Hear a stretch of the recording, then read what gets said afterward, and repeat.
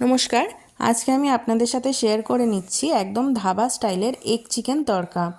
তো আজকে আমি তড়কাটা সার্ভ করেছিলাম রুমালি রুটির সাথে। তো চলুন দেখে নিই কীভাবে তড়কাটা বানাচ্ছি। তো এখানে আমি প্রথমেই ছোলার ডাল আর তড়কার ডাল 7-8 ঘন্টা আগে ভিজিয়ে রেখেছিলাম। খুব ভালো মতন ভিজে যাওয়ার পর এটা প্রেশার কুকারে 4 থেকে 5টা সিটি দিয়ে সেদ্ধ করে নেব। আর তড়কা বানানোর জন্য নিয়ে নিয়েছি এখানে আমি 2টো ডিম, যেটা ডিমটার ভুজিয়া করে নিচ্ছি। সামান্য একটু নুন দিয়ে ডিমটার ভুজিয়া করে নেব। এবার ভুজিয়াটা হয়ে গেলে কড়াই দিয়ে আমি তুলে নিয়ে ওই একই কড়াইয়ের মধ্যে আরও খানিকটা তেল দিয়ে দিলাম প্রথমেই রসুন কুচি, আদা কুচি আর বেশ খানিকটা লঙ্কা কুচি দিয়ে একটু নেড়েচেড়ে ভেজে নেব। একটু ভাজা ভাজা হয়ে গেলে তার মধ্যে দিয়ে দিচ্ছি কুচানো পেঁয়াজ। পেঁয়াজটা দিয়েও একটু নেড়েচেড়ে ভাজতে দেবো। পেঁয়াজটাও সামান্য একটু ভাজা হয়ে গেলে তার মধ্যে দিয়ে দিলাম নুন আর হলুদ।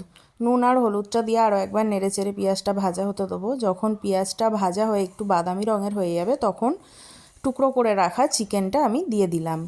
এবার রেগুলারে যা যা মশলা সেগুলো দেবো, জিরের গুঁড়ো, ধনের গুঁড়ো আর লাল লঙ্কার গুঁড়ো দিয়ে আরও একটু নেড়েচেড়ে দিয়ে দিলাম খানিকটা জল, যাতে মশলাটা পুড়ে না যায়। এবার মশলাটা কষানোর সাথে আমি এখানে দিয়ে দিলাম 2 টেবিল স্পুন মতন টমেটো কেচাপটা দিয়ে আরও একবার নেড়েচেড়ে দিয়ে মশলাটা কষতে দেবো। মশলাটা কষে যখন তেল ছেড়ে আসবে তার মধ্যে আমি তড়কার ডালটা ঢেলে দিলাম সেদ্ধ করা, আর দিয়ে দিচ্ছি ওপর দিয়ে টমেটো কুচি আর বেশ খানিকটা আরও কাঁচা লঙ্কা, আর দিয়ে দিলাম ওই ডিমের ভুজিয়াটা দিয়ে সামান্য একটু চিনি দিয়ে নেড়েচেড়ে ঢাকা চাপা দিয়ে ফুটতে দেবো। এবার যতক্ষণ ওই ডালটা ফুটছে ততক্ষণে এই সাইডে একটা তড়কা মশলা বানিয়ে নিই।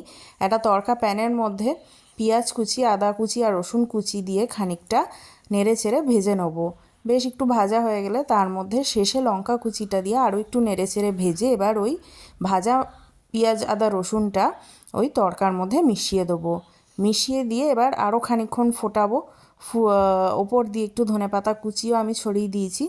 দিয়ে আরও মিনিট 5-7 মতন ফুটিয়ে গ্যাসের ফ্লেমটা অফ করে ওপর দিয়ে সানরাইজের তড়কা মশলা আর বেশ খানিকটা বাটার দিয়ে গ্যাসের ফ্লেমটা অফ করে ঢাকা চাপা দিয়ে 10 মিনিট স্ট্যান্ডিং টাইমে রেখে ব্যাস রুমালি রুটির সাথে সার্ভ করেছি।